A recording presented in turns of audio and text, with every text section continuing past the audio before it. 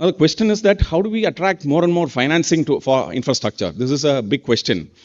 So while the monetization pipeline is a good method, I think REITs and InvITs could be another way. I mean, it's actually an extension of the national monetization pipeline for the private sector. So how can we have more InvITs raising money and rotating that money into new infrastructure projects is a question. I think I'm sure that the simplification of the REIT and InvIT regulations by SEBI will definitely take this forward.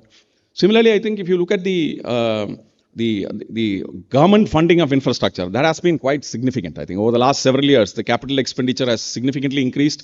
And today, as in the last budget, I think nearly about 11 lakh crores plus have been actually outlaid for capital expenditure, which is largely infrastructure. So government funding or pump priming of the infrastructure engine is a very good step forward. But private sector also needs to kind of step forward. I mean, I think we did a rough ballpark calculation. We would need about roughly between $200-250 billion a year, I mean, I think, for infrastructure. I mean, I think which translates to say about $4.5 trillion by 2040 or so. So this, I mean, out of this, I mean, if you look at this 11 lakh crores, that comes to about 130 billion dollars.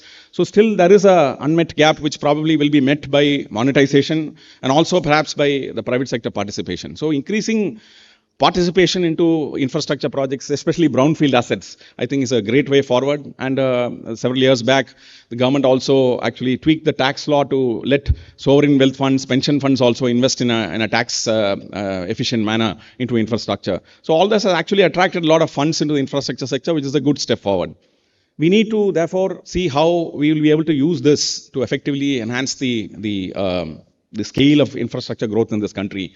The second part, I think, is where CIA can play a great role. I mean, I think it's in quality of infrastructure. Because, I mean, a country like India, which is developing, cannot afford to kind of pour money on the same piece of infrastructure once in 25 years or 30 years. Infrastructure should be built for a 100-year design. I mean, I used to be, 15 years back, the managing director of Chennai Metro Railway. So I still remember for the 3.5 years when we were pouring concrete. The most important thing that infrastructure needs to look at, I mean, whether it is urban infrastructure or it is commercial infrastructure, I think the quality of infrastructure, the design life of at least about 100 years is absolutely essential. Because if that is not done, then I think it's a very, very inefficient way of creating infrastructure in this country. We can't afford it, I think, by the way.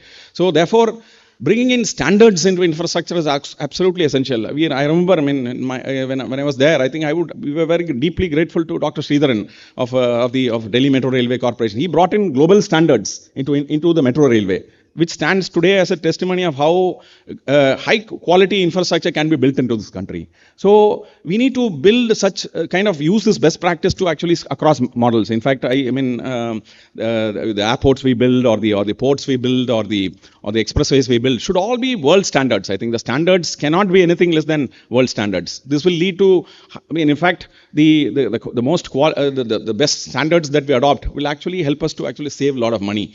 So I guess that is what I think government and industry should work on jointly, to incorporate and embed high quality standards or the best standards into every part of infrastructure, so that what we build stays for a very, very long time and serves us very efficiently.